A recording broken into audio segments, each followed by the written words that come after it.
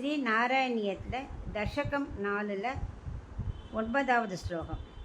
பத்சமாதி விஜயே துய புனக மங்ஷு மோக்ஷரசிக்ரமேண வா யோகவஷ்யமனிலம் ஷடாஸ்ரயைः உன்னயத் யஜ சுஷும்னயாசனைः.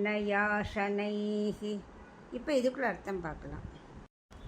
பக்தி யோகம் மூலம் மோட்சத்தை ஒரு யோகி எப்படி அடைகிறான்னு இந்த ஸ்லோகத்தை சொல்கிறார் பட்டத்திரி.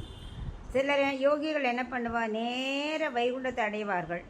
வேறு சிலர் மற்ற லோகங்களை பார்த்து விட்டு வைகுண்டத்தை அடைய நினைப்பார்கள். ஏன்னாக்க வைகுண்டத்தை அடைஞ்சாச்சுன்னா திரும்ப வர முடியாது இல்லையா. ஸோ அவாவா பக்குவ நிலைக்கு ஏற்றார் போல மற்ற லோகங்களை அனுபவித்து விட்டு செல்ல நினைப்பார்கள்.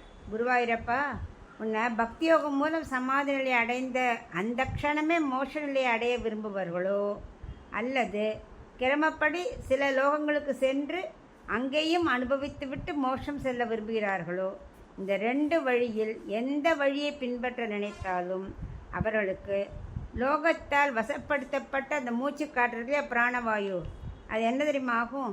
6 சக்கரங்கள் வழியாக குருவாயூரப்பா சுஷும்னா நாடி வழியாக மெதுவாக மேலே உயர்த்துகிறார்கள் அப்படின்னு இந்த ஸ்லோகத்தை சொல்கிறேன்.